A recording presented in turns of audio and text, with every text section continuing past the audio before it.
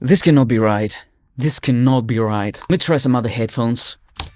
Oh my god, that's so bad. What? What? You can't be serious, right? And no auto gain. How am I supposed to live my life like this? Oh! No, no, no, no. No, no, no! God, no! I'm gonna sue! Seriously, if you like this, you're an idiot. Idiot!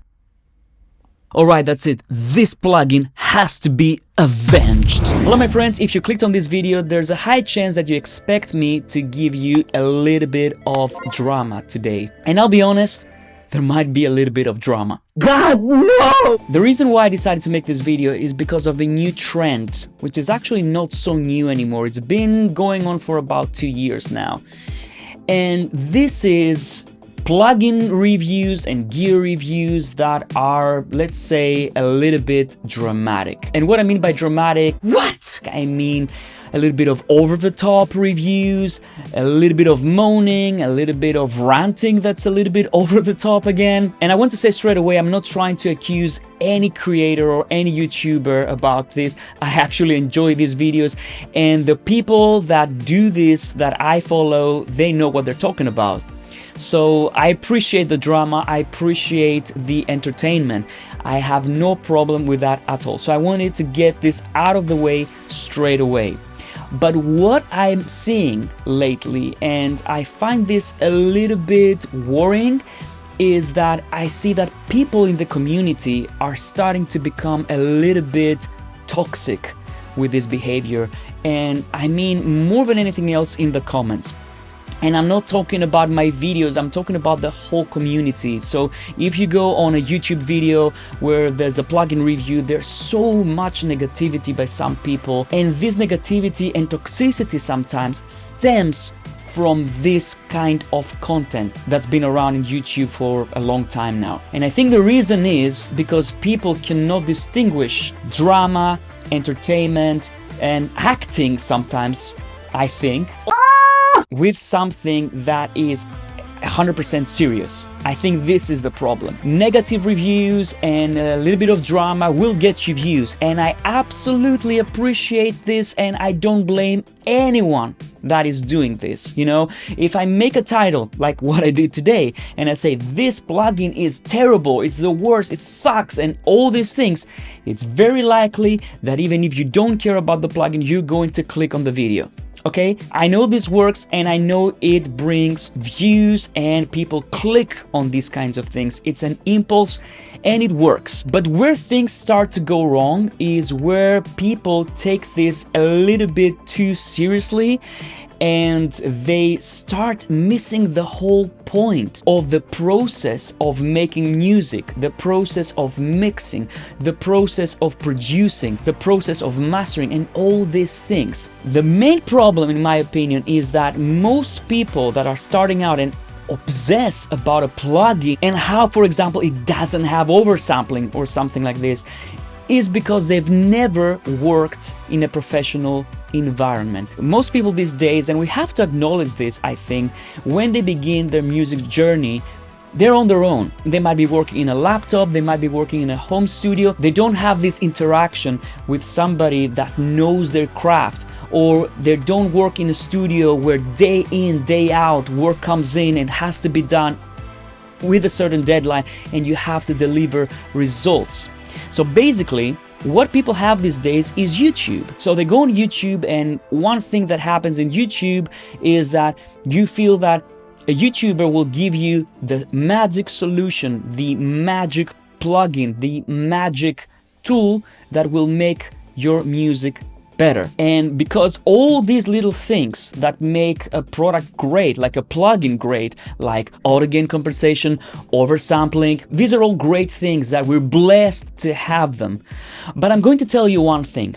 Never once in my career, and I've been doing mixing, producing, mastering for over 20 years now, never once I've been next to a professional mixing engineer, to a professional producer, and they've been complaining about how terrible Renaissance EQ is, or how terrible RVox is because it doesn't have oversampling, or it doesn't do proper gain compensation, or how Decapitator doesn't have oversampling, or and so on and so forth. Never once. Because the most important thing that people don't understand is that a plugin will not make or break your mix. If anything is going to make or break your mix is you. And I mean this, it's you. If you haven't done your research, if you haven't done your hours, mix and mix and mix, master and master and master, make mistakes, improve yourself, all these things, you're not going to be able to mix well or master well or produce well, no matter how many plugins you have that have auto gain, oversampling, and so on and so forth. It doesn't matter. Yes, they will make a small difference, but it's so marginal compared to your skills that it's not worth all the drama that's going on in the comments on YouTube. And that's what I'm trying to say. I still remember one person, again, I have very few of those and I'm really grateful, but sometimes I get this kind of weird comments.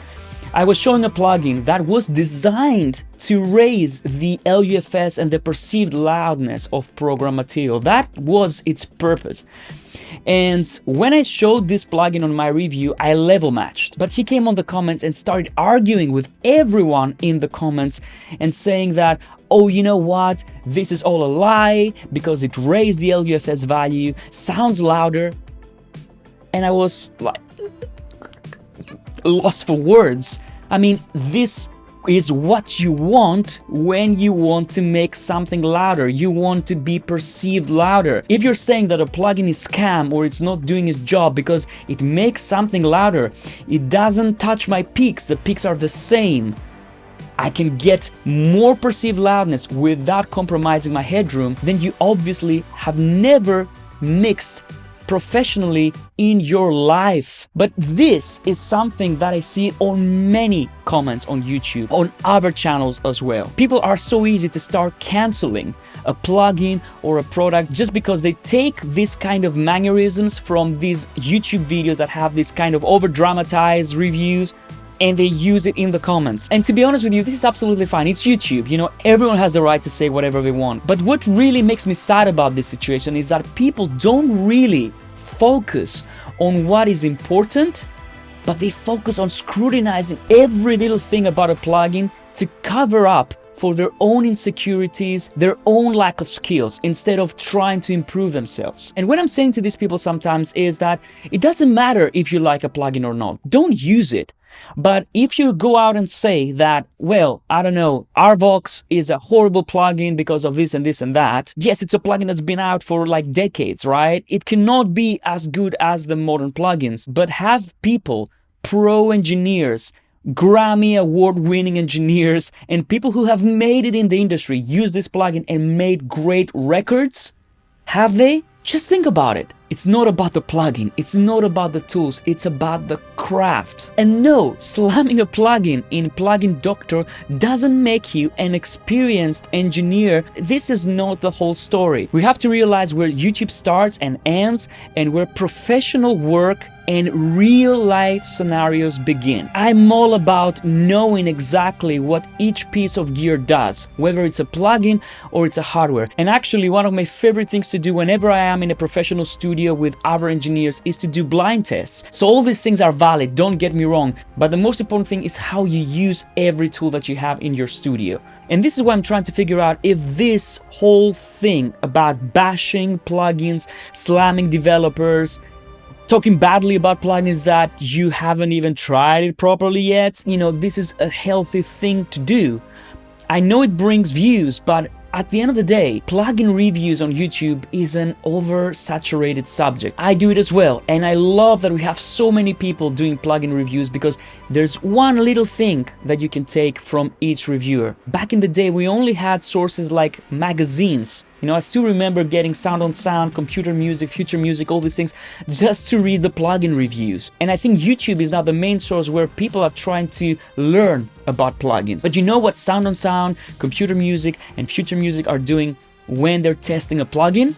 They're actually learning it, they're testing it, they put it to the test, they don't just try the demo for 5 minutes or 10 minutes and they say, oh yeah, it's great, or it's terrible. When I do a plugin review, for example, every single time I spend a lot of time with the plugin. I learn it inside out.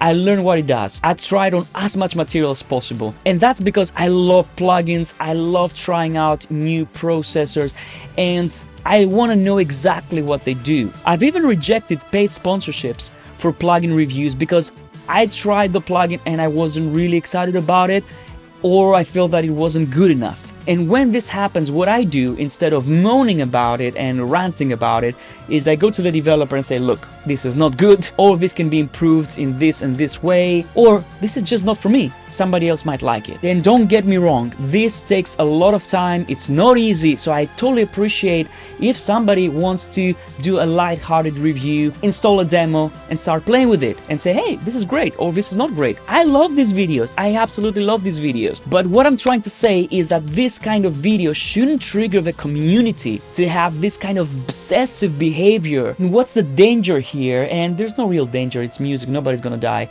But what is the dangerous thing is that people start spreading the wrong information. They have no experience, they've never worked in a professional environment, sometimes they don't even know what they're doing, and they validate this wrong information based on the mannerisms and the whole philosophy of an entertaining YouTube review video. I mean, I did a plugin video about Basslane Pro that was not sponsored. I was literally excited about this plugin.